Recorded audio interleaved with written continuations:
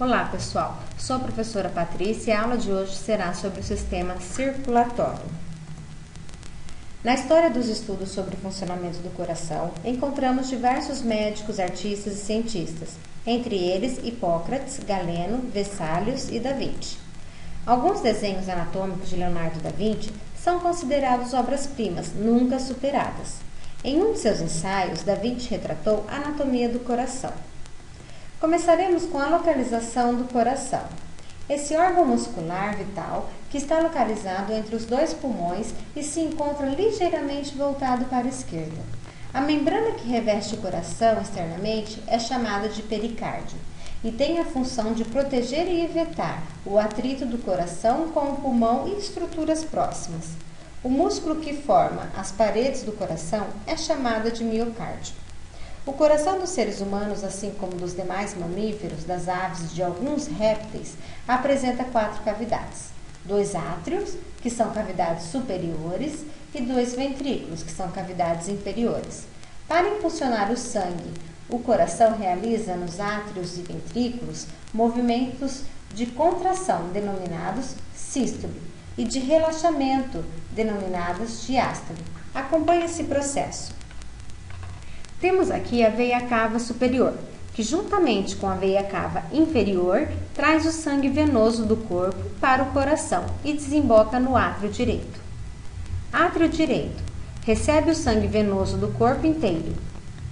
Ventrículo direito, recebe o sangue que é bombeado pelo átrio direito.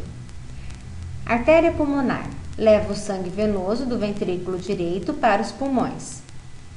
Veias pulmonares, trazem o sangue arterial dos pulmões para o átrio esquerdo. Átrio esquerdo, recebe o sangue arterial que vem dos pulmões. Ventrículo esquerdo, recebe o sangue que é bombeado pelo átrio esquerdo. Você já deve ter ouvido falar em pressão sanguínea, ou até em pressão alta ou baixa. Mas o que isso significa? Os valores relacionados à pressão arterial correspondem às medidas de pressão nos vasos arteriais, no momento de sístole e de diástole.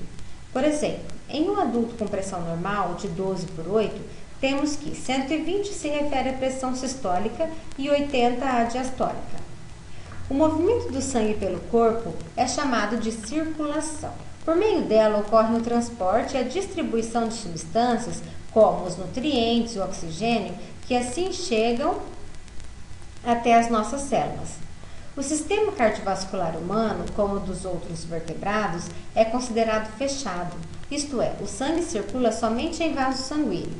Há 3 tipos de vasos sanguíneos. Nós temos as artérias, as veias e os capilares. As artérias levam o sangue do coração para outras partes do corpo. Do coração parte uma grande artéria chamada aorta, que leva o sangue oxigenado para ser distribuído a todos os órgãos. As veias trazem o sangue do corpo para o coração e possuem paredes menos espessas que as das artérias. As veias maiores têm válvulas que impedem o refluxo do sangue. As veias cavas superior e inferior são os vasos pelos quais o sangue rico em dióxido de carbono retorna do corpo em direção ao coração. E os capilares são finíssimos vasos que conectam as veias e as artérias. Os capilares, eles possuem somente uma camada de célula, que facilita a troca de substâncias. Quando o coração bombeia sangue, provoca um aumento no diâmetro das artérias, que logo voltam ao normal. Esse movimento é chamado de pulsação e pode ser percebido em algumas regiões do corpo, onde as artérias se encontram próximas da pele. Cada pulsação corresponde a uma sístole, por isso podem servir de parâmetro para analisar os batimentos cardíacos. Agora, acompanhe o caminho do sangue pelo corpo. Nos alvéolos pulmonares, o sangue é oxigenado e é enviado ao átrio esquerdo do coração pelas veias pulmonares. Passa, então, ao ventrículo esquerdo e é bombeado para todo o corpo por meio da artéria aorta. Após as trocas gasosas, o sangue, agora com maior concentração de dióxido de carbono, retorna por 2 grandes veias, chamadas de cavas, para o átrio direito e em seguida para o ventrículo direito. Desse ventrículo segue pela artéria pulmonar até o pulmão, onde o ciclo se reinicia. A circulação coração-pulmão-coração é conhecida como circulação pulmonar ou pequena circulação. E a circulação coração, partes do corpo coração, é chamada de grande circulação ou circulação sistêmica.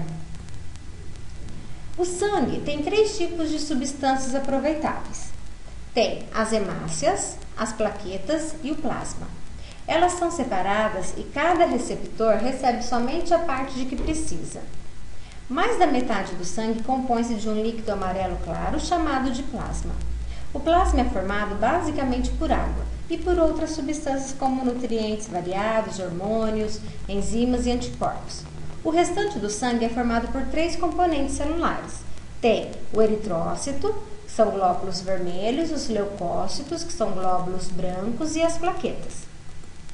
Os eritrócitos, ou glóbulos vermelhos, são as células mais numerosas do sangue, e em cada milímetro cúbico, cerca de uma gota de sangue, encontra-se mais de 4 milhões dessas células. Nos mamíferos, elas não possuem núcleo e apresentam uma concavidade central. Como vimos, os eritrócitos são ricos em hemoglobina, que se combina com o gás oxigênio para transportá-lo, podendo também combinar-se com o gás carbônico. Essas células sobrevivem cerca de 120 dias. Depois disso, as hemácias antigas são removidas e substâncias são substituídas por novas células, produzidas na medula óssea, que é um tecido que ocupa no interior dos ossos. O sangue também realiza o importante papel de defender o organismo contra doenças, e as células que fazem essa defesa são os leucócitos, também conhecidos como glóbulos brancos. Os leucócitos são células nucleadas produzidas na medula óssea. Existem muitos tipos de leucócitos, cada um com uma função específica, sendo o neutrófilo o tipo mais comum. Em cada milímetro cúbico de sangue é possível encontrar de 5 a 10 mil leucócitos. Uma contagem muito aumentada indica que o indivíduo está com infecção. Alguns leucócitos podem sair dos capilares para combater micro-organismos e substâncias estranhas ao organismo. Nessa ação, muitos morrem juntamente com o invasor e, com o tecido lesado, formam o pus. E a casca da ferida, como que ela se forma? Você já percebeu que assim que nos machucamos, em pouco tempo o sangue já tende a diminuir? Isso somente acontece pela ação das plaquetas, que possuem uma importante função reparadora. Esses pequenos fragmentos de células são extremamente importantes, pois são as plaquetas que previnem e interrompem as hemorragias, participando da coagulação sanguínea. A coagulação não depende somente das plaquetas, estando relacionadas a outros fatores, como, por exemplo, a presença de algumas vitaminas, como C e K. Depende também de fatores genéticos e ambientes, tais como a exposição à radiação. Em cada milímetro cúbico de sangue, há cerca de 200 a 400 mil plaquetas, e se não fosse por elas, qualquer pequeno corte sofrido poderia representar sérios riscos de morte. A plaqueta circula no sangue em média de 9 a 10 dias, e após esse período é destruída pelo baço. Vamos ver também agora como acontece a transfusão de sangue e alguns tipos sanguíneos. Há muito tempo sabe-se da importância do sangue e por séculos os médicos tentavam realizar transfusões sanguíneas em pacientes com doenças graves. Porém, a maioria não sobrevivia. Foi somente no ano de 1900 que o médico Karl Landsteiner percebeu que ao reunir as células de 2 pacientes ocorria uma reação entre elas, o que levava à aglutinação, ou seja, a aderência entre as hemácias, causando complicações sérias. A aglutinação é uma reação que ocorre porque as hemácias dos seres humanos podem ser diferentes entre si. Assim, o organismo não reconhece as glicoproteínas estranhas das outras hemácias e então reage. Dessa forma, o doutor concluiu que haveria diversos tipos de sangue, posteriormente classificados em A, B, AB e O, que constituem o sistema ABO. Vamos ver agora, no esquema, as possibilidades de transfusões dentro do sistema ABO. Note pelo esquema que o indivíduo que possui sangue tipo O pode doar sangue a pessoas com qualquer tipo sanguíneo e, por isso, este é considerado doador universal. Já os que têm sangue do tipo AB podem receber sangue de qualquer outro tipo, sendo chamados de receptores universais. Além do sistema ABO, existe o sistema RH, que determina a presença ou ausência da proteína denominada fator RH nas hemácias. Assim, pessoas que são RH positivas possuem a proteína, enquanto as que são RH negativas não a possuem. Vamos ver agora algumas doenças do sistema cardiovascular. Primeiro, nós temos as aterosclerose, que é o depósito de gordura na artéria. Então, irá formar placas, diminuindo o abastecimento de sangue para os órgãos, levando então à formação de coágulos e trombose. Temos o infarto do miocárdio, ou ataque cardíaco, causado pela redução do fluxo sanguíneo nas coronárias, levando à necrose de parte do músculo cardíaco. Ponte de safena. Se uma das artérias do coração está bloqueada, a pessoa pode ter um infarto. Nesse caso, o procedimento mais comum é a ponte de safena, uma emenda que desviará a circulação, a fim de evitar o bloqueio. O procedimento recebeu esse nome porque a emenda é normalmente feita com um pedaço de veia da safena, localizada na perna.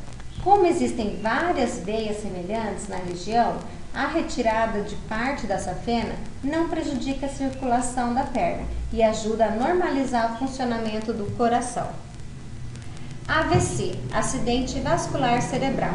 Acontece quando o rompimento de um vaso sanguíneo atinge parte do cérebro, podendo deixar sequelas ou até mesmo levar à morte. O AVC é popularmente conhecido como derrame. Varizes. Acontece quando as válvulas presentes nas veias não conseguem conter o refluxo, causando então aumento e distensão desses vasos sanguíneos. Temos também algumas doenças do sangue, como a leucemia, que na maioria das vezes sua origem é desconhecida. Atinge os glóbulos brancos, que são os leucócitos, e tem como principal característica o aumento do número de leucócitos. Como esses leucócitos são muito jovens, não defendem bem o organismo contra invasores. Hemofilia, nome dado a diversas doenças hereditárias que prejudicam a coagulação sanguínea. A anemia ocorre devido à diminuição da concentração da hemoglobina e à redução da quantidade de hemácias no sangue. Isso resulta, então, em uma redução da capacidade do sangue em transportar o oxigênio aos tecidos. A anemia mais comum é causada pela falta de ferro. Existem anemias que acontecem por desordens genéticas, como a anemia falciforme e as talassemias. Pessoal, hoje é só. Obrigada!